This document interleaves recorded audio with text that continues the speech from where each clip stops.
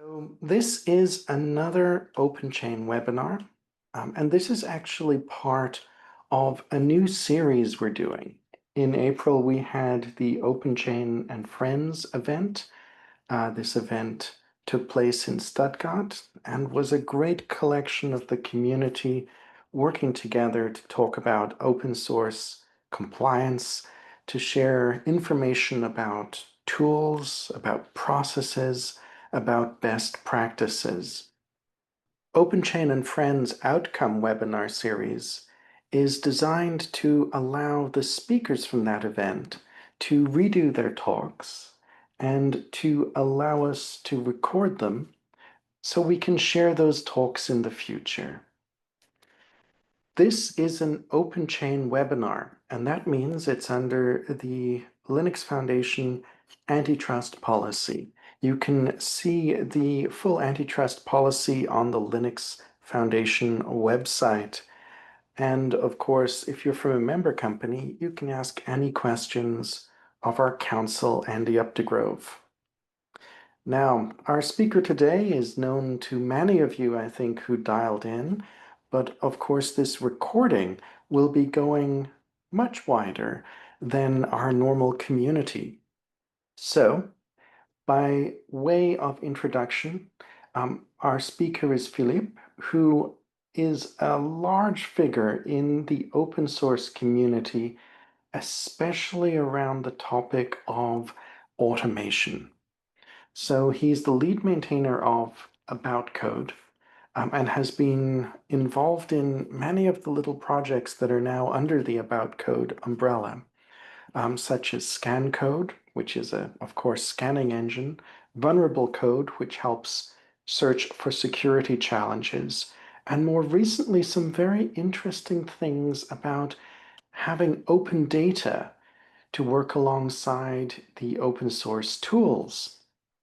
Now, Philippe has not only worked on the implementation side, he's worked on the conceptual side as well. So things like co-founding SPDX for software bill of materials, clearly defined for information about packages, contributing to Cyclone, and of course doing business stuff over at Nextbee, his company. Right. Now, I don't want to take up too much time because, of course, we're all here for Philippe to speak. Philippe, are you ready to go?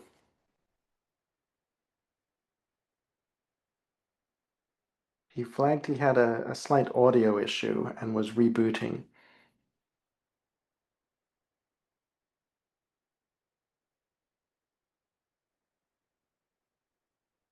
It seems Philippe is still resolving his audio issue.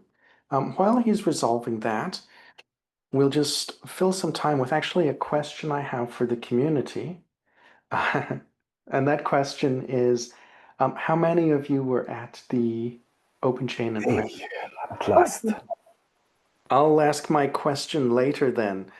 Welcome, Philip. It's so good to have you here. I'll stop my screen sharing and hand over to you for, well, something about AboutCode.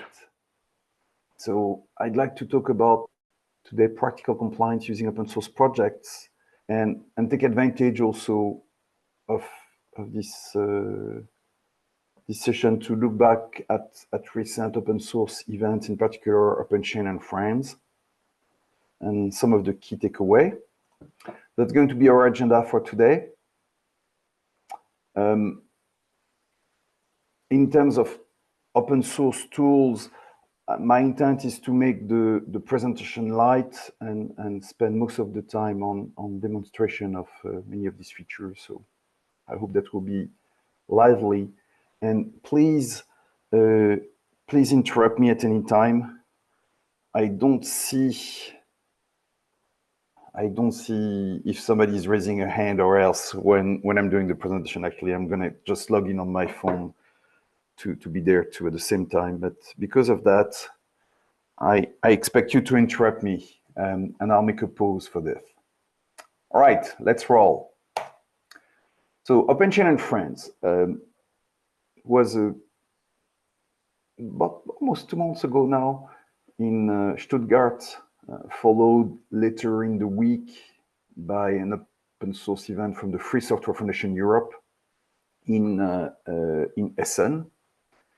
I think really to me the thing is being able to have all these experts on open source compliance, license, and security tooling in one place, users, authors was really the highlight.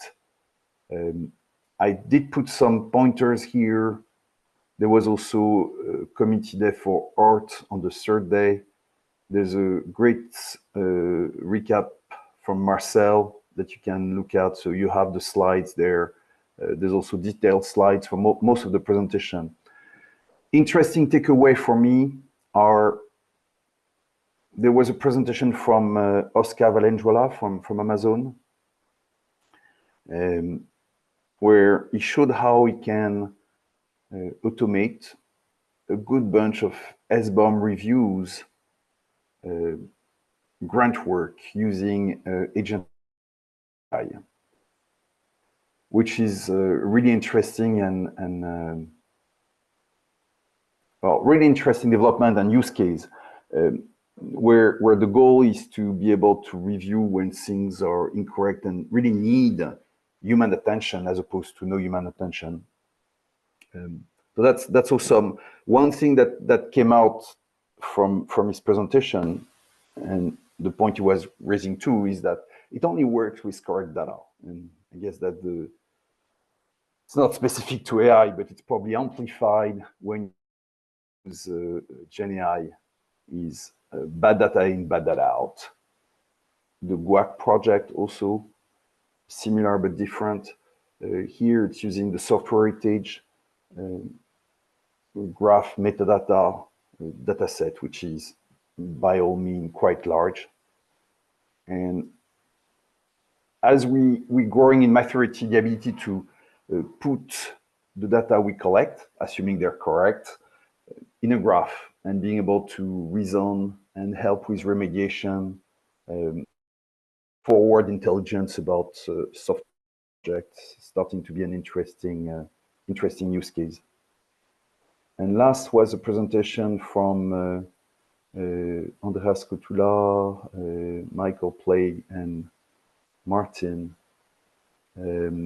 about a project called Octet with the Eclipse Foundation.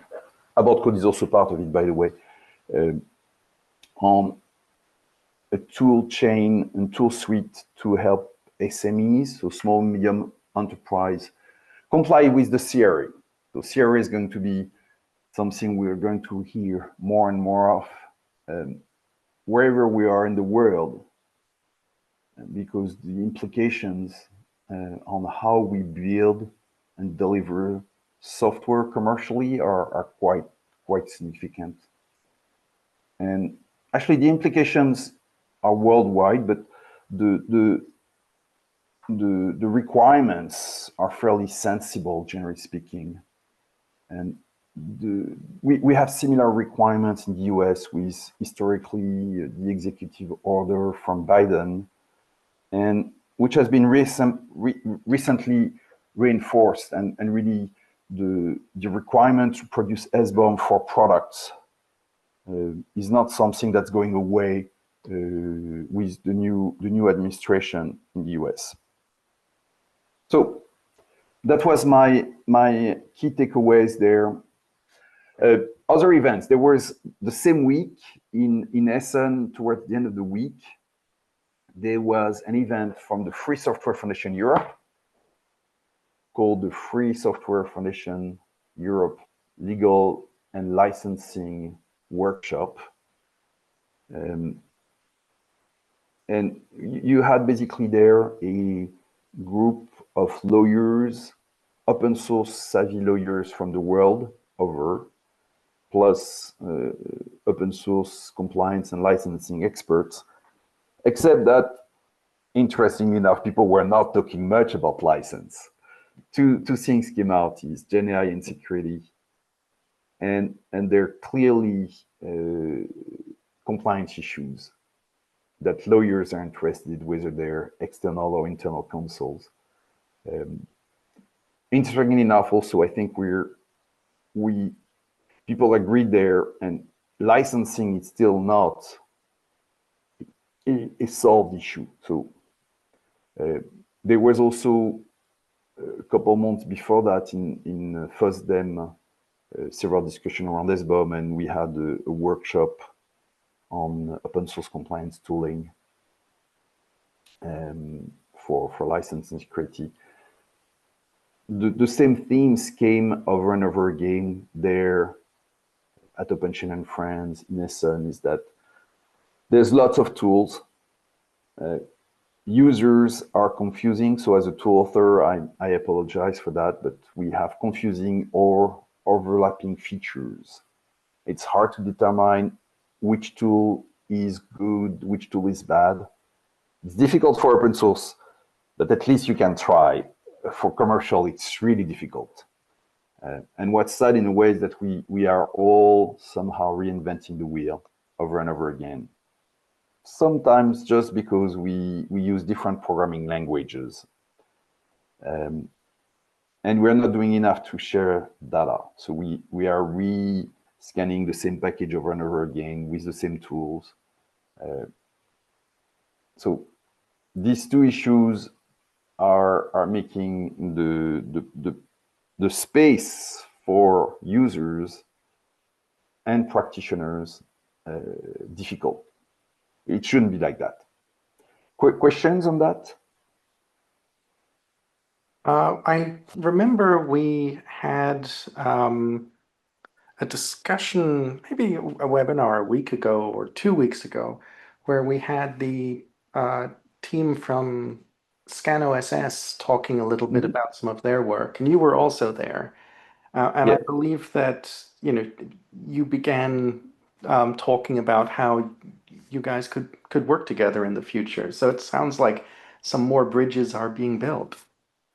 Yes. We've not had the chance on any of the side to actually engage, but we will, and I definitely will reach out, and we will, and we should. So yes, there's a bridge to be built, and I think it's useful because if you think all the efforts which are done when it comes to open source tooling for open source, we have minuscule means and resources compared to proprietary counterparts. And so it's important that we can group efforts together, because in many cases we are providing best-in-class tools and data, and being able to make it known to our users, I think, is important. So yes, definitely. All right, so now let's look at project updates. On the AboutCode side, first is a project that's been long in the making, which is to be able to find if code may have been generated by an AI.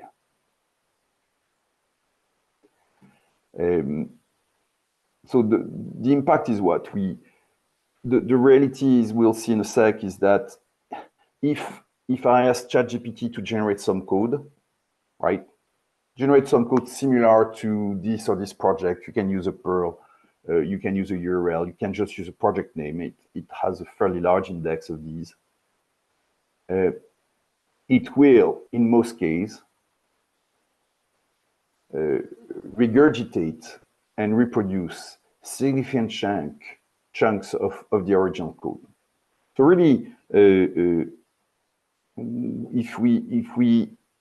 if you look at what we did, we index as a test, but we have a bit larger index than that, the 50,000 most depended on JavaScript packages using AboutCode SpearDB. So that's collecting fingerprints and storing them. Then we did prompt ChatGPT using GPT-4 as a model to generate code for a package URL out of using the top 100 NPMs. Then we save the code and we run code matching using match code to find out, is this similar to any of the 50,000 indexed JavaScript packages? And we have over 20%, so about over 20 out of 100 packages, which are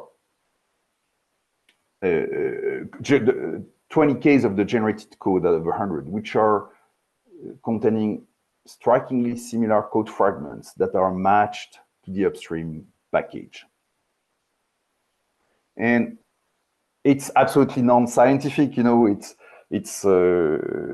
I don't make any claim of science or serious thing at scale. The actual serious scientific experiments are saying it's more in the range of a couple percent to 5%. I have higher numbers because I'm not a scientist, so it's a bit less strict. The point is that large language models at the scale are trained on everything that's open source, and mostly without any concern for license or traceability. And they will memorize most of the code. And when prompted, they will return that code. You could say, hey, that's bullshit. You trick the LLM with a prompt to create similar code. Of course, that's a trick. Yet, in practice, when you ask for code completion based on the context, you'll get eventually code that was derived from an existing open source project generated in any of the tools you can use today. So let's do a quick demonstration. Actually, can we do a demonstration?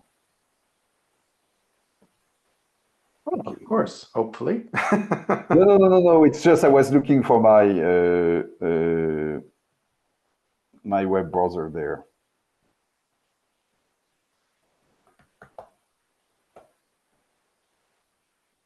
And let's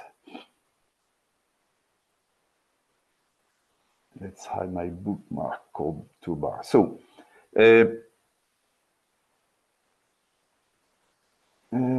let's take a very simple example here. So literally, it's an example where the code we're going to look at. So I'm looking at scancode.io, by the way, here, a test instance. You can install the exact same thing locally. The code we're looking at here is actually code that's straight out of the prompt we were showing a minute ago. And what we did here was to scan this for potential existing license, copyright, collect fingerprints, and then finally match it. And what we get is that it's actually been matched to the Inherits project from Isaac Schluter. And we can see actually what's been matched in more details by looking in the code viewer and looking at the match snippet. And we see this section of code here has been matched. Now, you have to trust me there that it's actually the code that's been matched. We don't have yet a side-by-side view that shows the upstream code. But the code, if you were to go to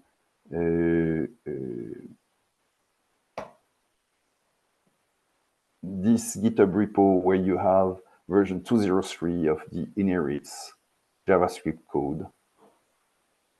Okay, the internet is broken today. And if you were to look at the details here side by side, we can maybe do that. You'd see actually you have a significant portion of the code that's mostly the same. And you could probably extend it to the code that's below, which is essentially the same. Here's the section of code that's been copied verbatim. So that's the gist of it. And if we look, let me check, where is my project? I'm sorry, I had to reboot, so everything that was prepared in terms of project has been wiped out.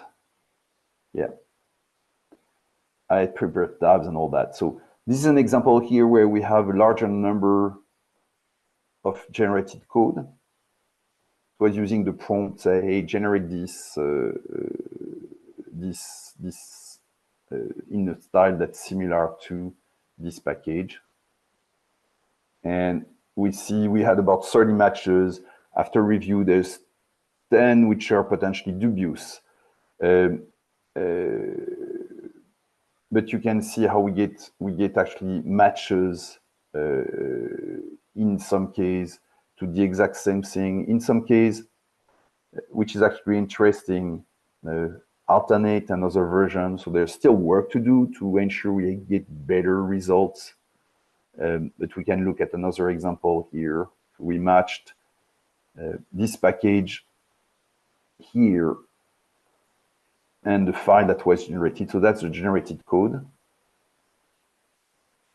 And we see that we had actually multiple code snippets that were matched, 4 of them in various sections of the code, various length, that were matched to the original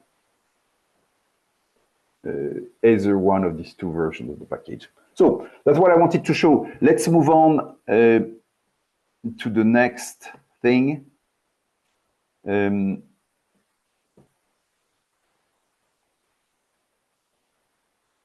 Which is to a new set of features to support efficient vulnerability management.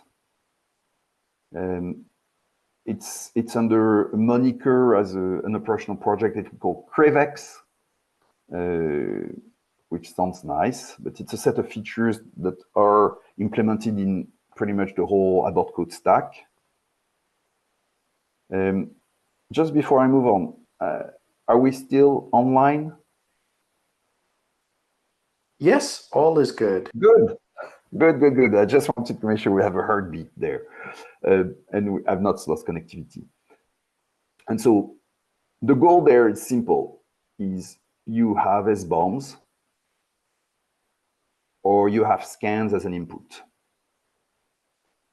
You need to know, are there known security vulnerabilities in this code? You want to know that on a continuing basis. And eventually you need to communicate with your constituents that there are security issues, whether there's a workaround or a way to mitigate the issue, whether it applies or not. And you want to share SBOMs out and share VEX, like vulnerability exploitability information and documents. You could do attestation, except that's not what's in the CRA. And that's no longer what the US federal government wants. They want SBOMs and VEX. And so let's look a bit at how it works. So again, we can load an SBOM. Now, from that point on, it will be continuously watched for vulnerabilities. We can then triage and dispose that on a regular basis, because there may be a new vulnerability in a product that you've released that shows up every day. You can apply that also across a whole portfolio of products if need be, and then export VEX and SBOM if need be, both Cyclone and SPDX, including also CSF for VEX. The point is that it really doesn't matter what your input, you can export and import both Cyclone and SPDX. So let's go into a demonstration again. So I'm going to go to, this time, AboutCode. These are all staging and test instances that we use internally, but you'll get the exact same thing if you use these and install them. So AboutCode, we deal with products. You know, scan code, we deal with projects, because that's where we really look at the code. AboutCode is more your memory and your system of records. it's a data management application. And we have products, package, license, and things. So let's look at, we use as demonstration our own product. But if you see here, it means that there's vulnerabilities that apply. So let's dive in one of these. So what's a product? Product has a description, it has configuration, it has a life cycle. It's also an inventory of third party and our own packages that make up this product, which could be seen as a hierarchy. It has its own license, but also you have the license of eventually all the package that are part of it. You could eventually trigger scan, which then goes to scan code and so on. You can import SBOM if you want to. This was import actually imported as a scan result straight from scan code. And you have vulnerabilities. There's a lot of details there, but what does it say? It says, I have a package called PyPI Redis version 5.1, which is subject to this vulnerability here. I don't know whether it's reachable. We are working to build a whole set of tools to tell you if the vulnerable code may effectively be used and reachable in your context of usage. It's a whole set of separate tools we're working on right now. But eventually you'll see that showing up. And we're going to integrate also with other reachability open source tools. So if we look at the vulnerability, it's not a super high risk. We've implemented a risk score, which helps determine based on known scoring system like CVSS, CPSS, and others, and the presence of known exploit scripts. Whether that's something you need really to attend just now, or you can put a bit lower on your stack of to-dos. The whole point being to support and help with triage. We can look in the details about the vulnerability in question, and we see that it's available in many different. So there's a whole set of details behind which tells us, which affected version, when it's fixed.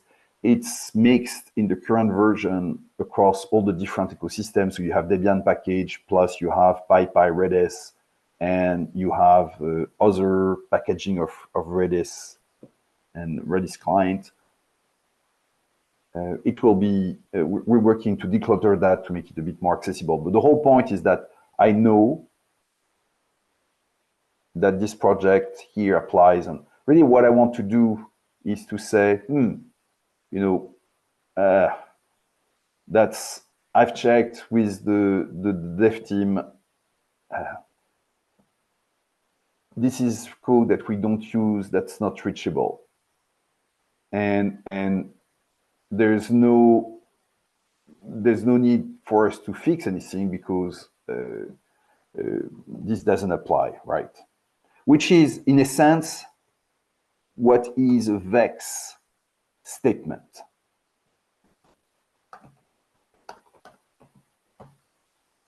Right.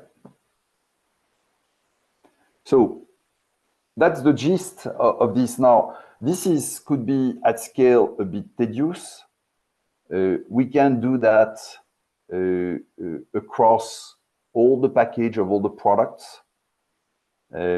So we could do the exact same thing here on the catalog of package which are used in my organization to focus on that only. And we're working to automate this. So reachability information, when we compute it automatically, is something that is taken into account and can further lower the risk, because if you know the code may not be reachable, or if you know it's really reachable, then you can make your decision accordingly. Now, once you're done with that, really what you want to do is create, for instance, a cyclone vex or a CSAF vex. And that's going to be, you know, the let's show in folder.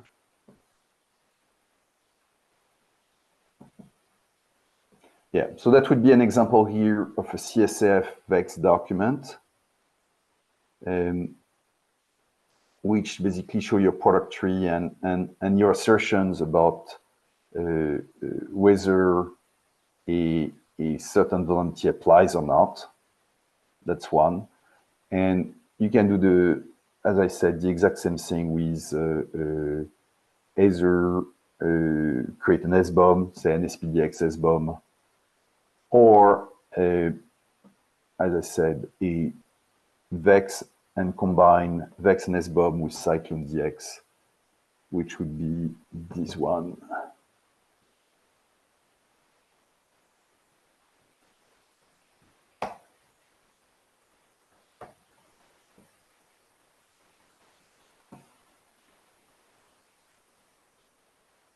Right, so that gives you a bit of an idea. We can dive much better, but the point here is that we start to have a fairly strong base for compliance. And by the way, everything else you have in Deja code is also there. It's never gone away, it's still present. So you can generate an extensive attribution notice, and all that is available through the API, through the command line if need be.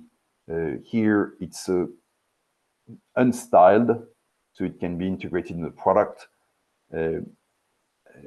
Detailed attribution notice that contains all the notice text, eventually the copyright, and all the information you need to have a comprehensive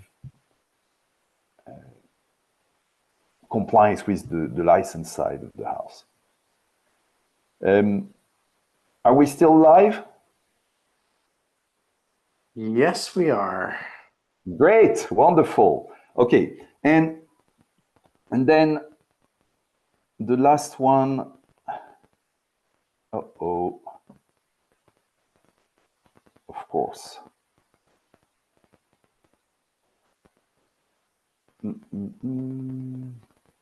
Okay.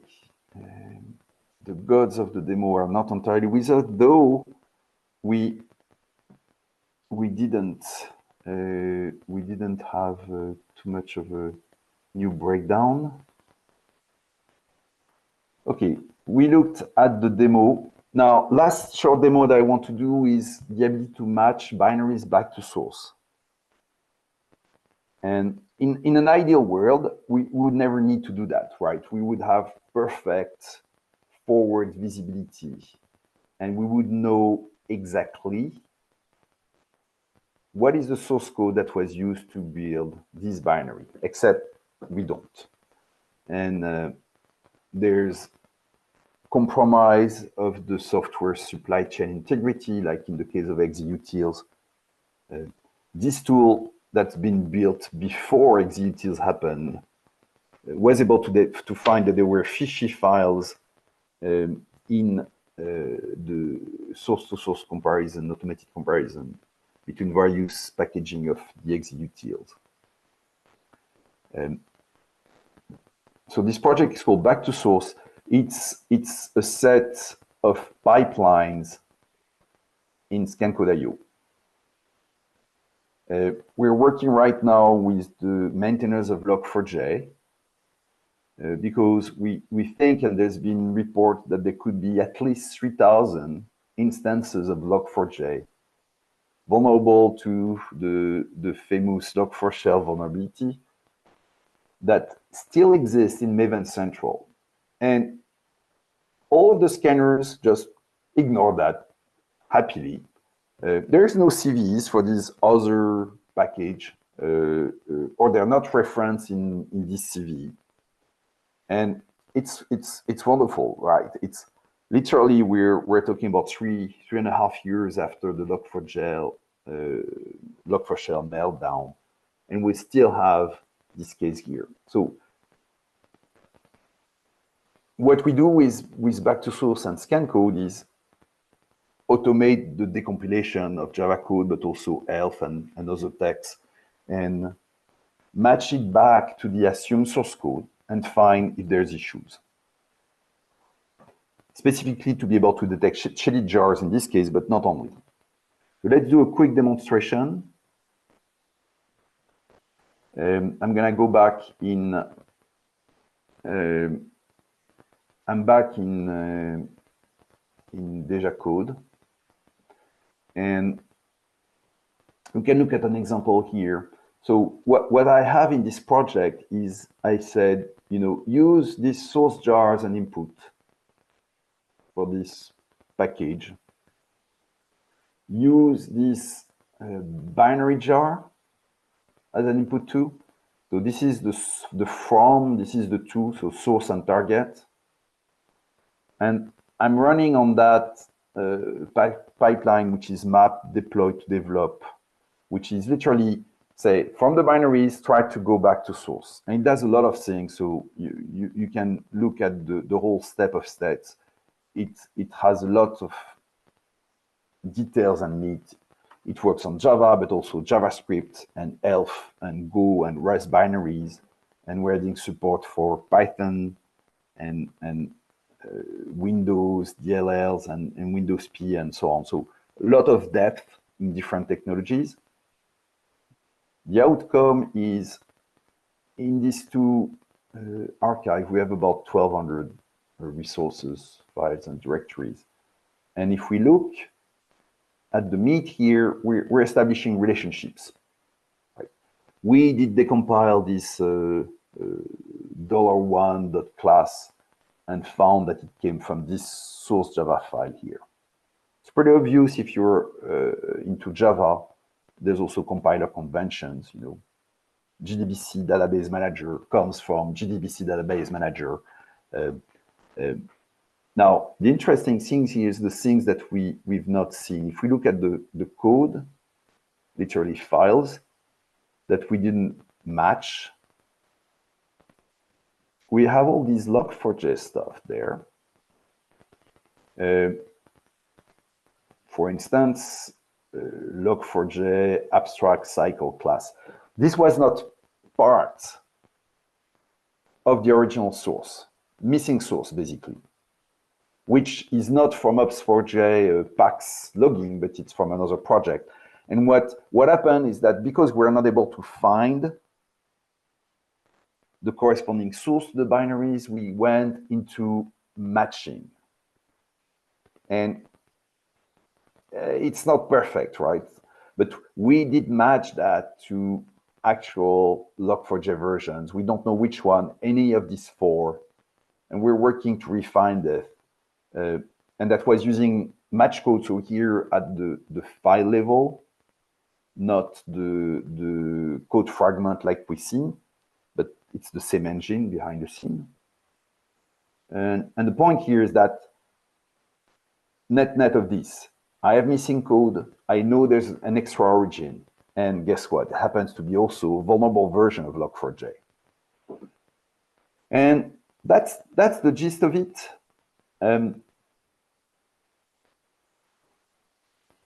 So just moving forward, there's another project called Federated Code. I won't do a demo, but the purpose here is to provide a way to share package metadata, scans, collections of information.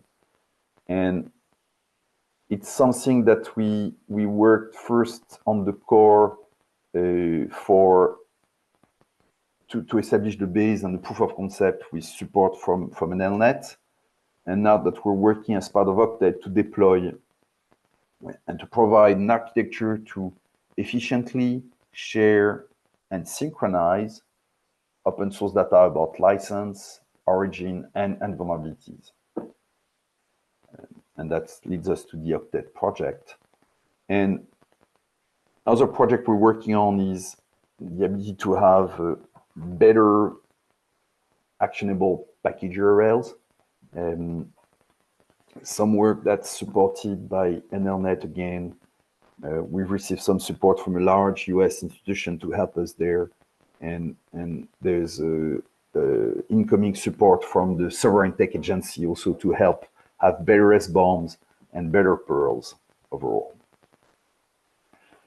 So these are concrete stuff. In terms of other next step, I think, we discussed about collaboration, being able to share and develop validated and created database. There's Ocelot and ClipDefine both rely on scans from scan code. So I'd like to ensure that we never scan twice the same package with the same open source tool. And that these are available for everyone to review, validate, agree on, or create collectively. That's one thing. Working also separately on something specifically for the CVE issue, where, as we all know, it's been a bit of an issue that came up mid-April. And I don't like to say I told you so, but when I was in Stuttgart at OpenChain and Friends, I said, we would be really at risk if all of a sudden the federal US government were to stop funding the CVE program. And 2 weeks after, just what happened, it did happen. I didn't have any inside information, but I guess the writing was on the wall. It's a very fragile system on which we, as software practitioners, depend, and it's an aberration. Why would, say, a small and medium business in Germany or a Japanese car manufacturer depend on the US federal government for its security operation? Collaborating is great, but creating this kind of dependence is an aberration. So there's ways to avoid this kind of thing in the future. Benchmarking repositories, so we have the source of truth, I think is really something we all crave for.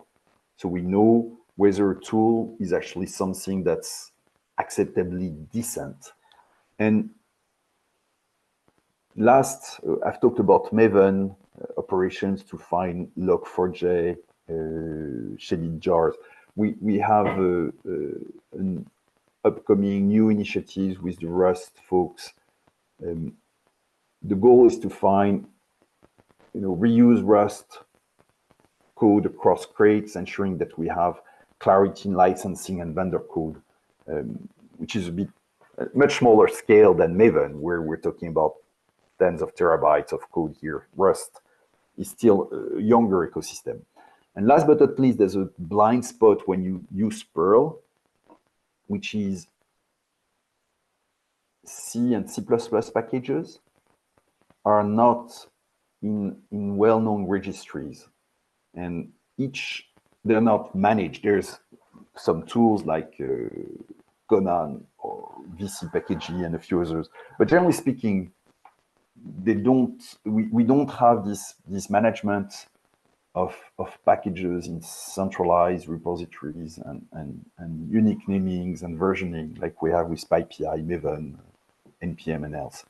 So the idea here is to help create and foster a shared registry, shared and open registry of C++ packages keyed by Perl. And that's it. So I've been speeding a bit to make sure we could get questions in, but we're trying to solve the problem with open data and open source tools. And we need your help. And in terms of future things, we're working actively on a new foundation, literally a new open source foundation, whose focus is going to be to support the maintainers and pay the maintainers for the tools in the space we care for about code and support the operation to create the data. Questions?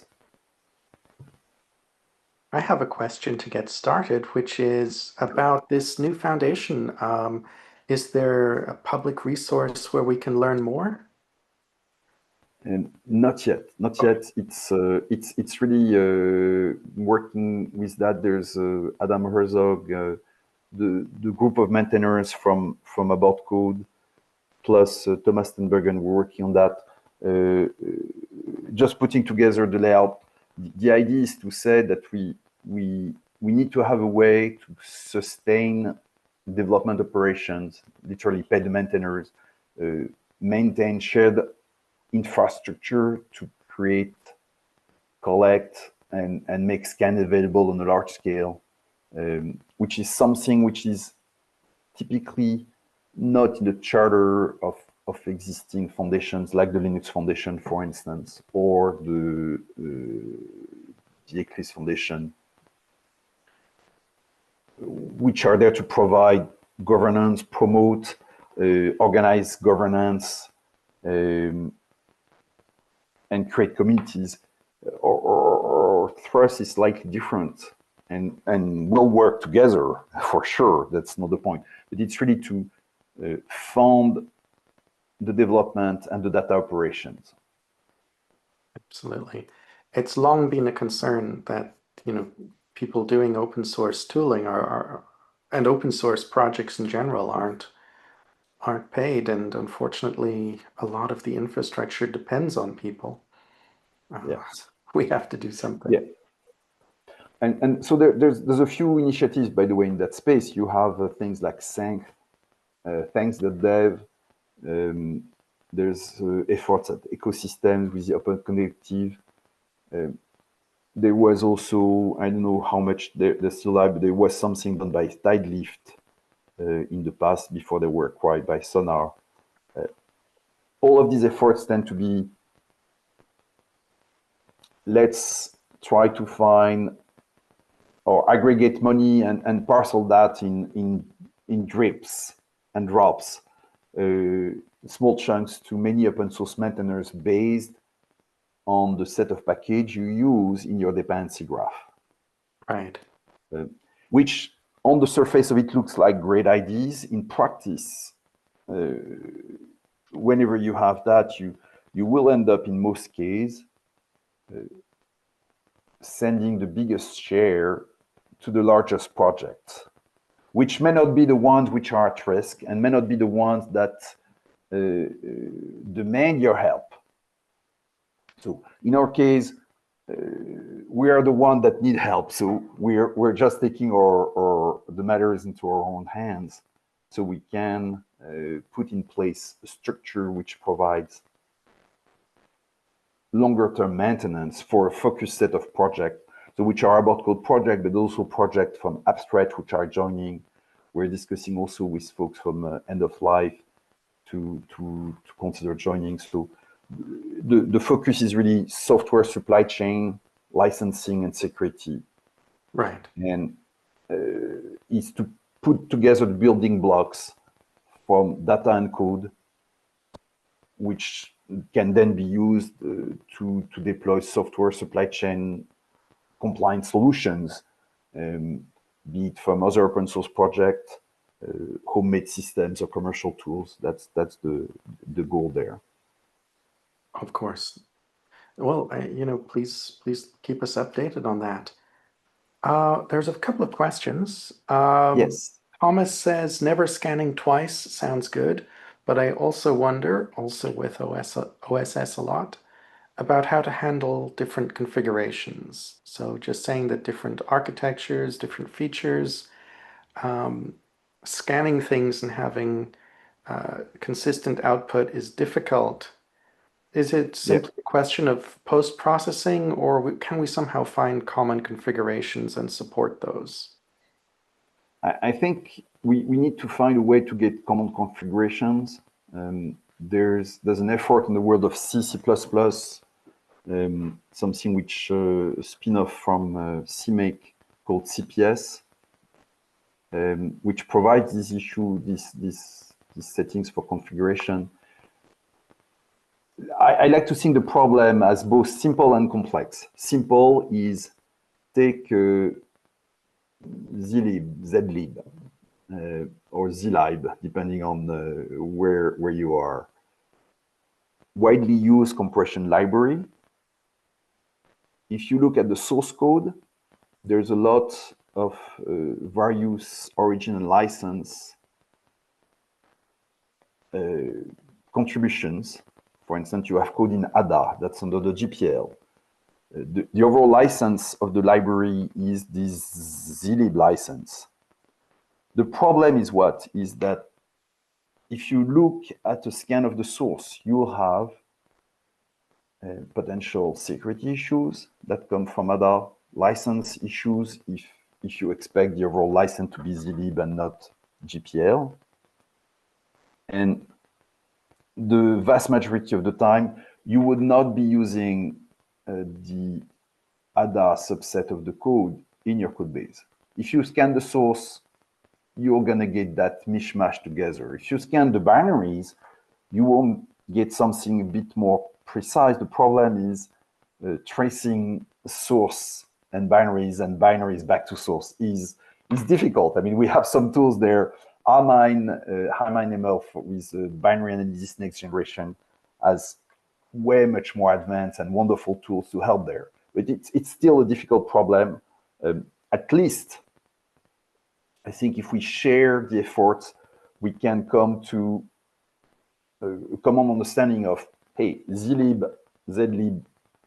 the default is going to be the zlib license. And maybe we christen a separate package for, say, the contrib for ADA and else. That makes sense. That makes sense. Julian just noted that Software Transparency Foundation has OSS knowledge base, kb.org, with snippet level identification of 270 million component versions. That's a lot of versions. Great. Yes, no, that's awesome. So we need to reach out and have a discussion at some point of time, Julian, as we discussed last time you were making a presentation, to see how we can join some efforts there, definitely. And Thomas, by the way, you were mentioning also how to exclude documentation test. This boils down to the problem of scanning source versus scanning the actual subset of the source which are used in a product. And there's a couple of approaches we've tried, and we're trying to detect in scan code if code may be test code, if code may be documentation, or if it may be documentation. It's always difficult. You have conventions, so say you use Maven, Java. Usually you're going to have a test directory that's well identified. If you use Go, there's strong convention on how you name files that are test files. But none of that is really universal. And I guess the way to go at it is refine these heuristics to detect and classify the code. That's something. We can also design conventions which, when I look at a code repo, a source code repo, tells me, oh, this is test, this is source, this is doc, these are samples, and we're missing that. That could be with SBOM, but something that needs really to be super simple, maybe not as rich as an SBOM, but just as an input to an SBOM. And the third way I can think of is tracing back the subset of the source which are used in your binaries, in which case you can ignore the classification, because if you have a reliable way to do this tracing, either forward tracing at build time or backward tracing by doing the binary analysis we've been talking about, then you get basically a set of files, a list of paths which were used, and you can ignore everything else. Within reason, of course, but you don't need to do the development code-based classification anymore, because you know which subset you use. You only care for that.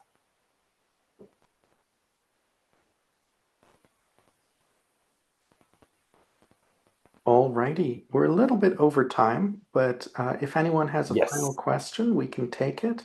If not, sure.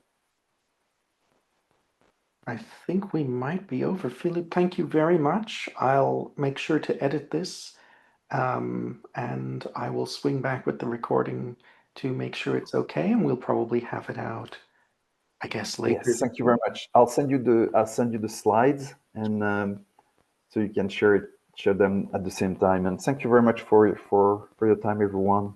And Wonderful. sorry for the technical glitches.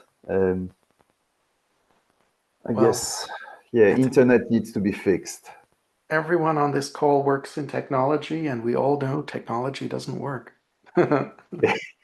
Otherwise, we wouldn't have a job. Very good point. Have a beautiful day. Take care. Shane, have a wonderful day, and everyone, thank you for joining. See you guys Thank you online. indeed. Bye bye.